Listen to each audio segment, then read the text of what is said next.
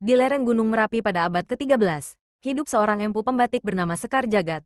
Ia bukan bangsawan, namun namanya dikenal hingga ke keraton karena kepiawaiannya dalam menggambar motif pada kain dengan cantik dan malam. Sekar Jagat percaya bahwa setiap goresan lilin panas adalah doa, dan setiap motif adalah cermin dari alam, kehidupan, dan jiwa manusia. Batik belum dikenal luas kala itu, hanya dianggap kain berhias biasa. Namun, karya Sekar Jagat memiliki daya magis yang berbeda. Motif parang yang menggambarkan kekuatan, motif kawung lambang kebijaksanaan, dan motif mega mendung dari Cirebon yang melambangkan keteduhan batin. Ia menciptakan corak bukan dari gambar semata, tapi dari filosofi kehidupan orang Jawa. Keraton Mataram kuno mulai tertarik pada hasil karyanya.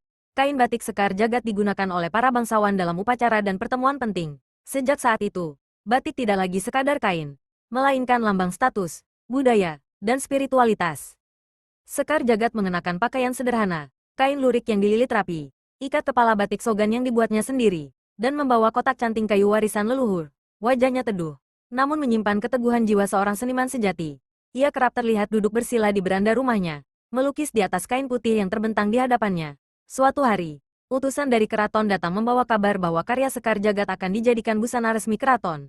Ia merasa terhormat, namun juga cemas. Baginya batik bukan sekadar busana, tetapi warisan jiwa dan doa. Ia meminta izin kepada leluhurnya melalui semedi sebelum menerima kehormatan itu. Setelah bermeditasi selama 3 hari 3 malam, Sekar Jagat menerima ilham untuk menciptakan motif baru yang disebut Sekar Jagat, gabungan dari berbagai motif daerah yang menggambarkan keberagaman Nusantara.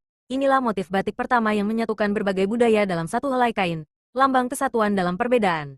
Motif Sekar Jagat segera menyebar, terutama melalui pedagang-pedagang dari pesisir yang membawanya ke Cirebon, Pekalongan, dan Lasem. Setiap daerah kemudian menciptakan coraknya sendiri, namun tetap terinspirasi oleh prinsip filosofis dan estetika dari sang empu. Maka lahirlah beragam motif batik di seluruh Nusantara. Pada abad ke-19, batik sudah menjadi ciri khas masyarakat Jawa dan menjadi bagian dari pakaian adat, baik untuk upacara adat, pernikahan, hingga acara kenegaraan. Bahkan, beberapa pengrajin dari luar negeri datang ke Yogyakarta dan Solo untuk belajar teknik membatik dari para empu yang mewarisi tradisi Sekar Jagat.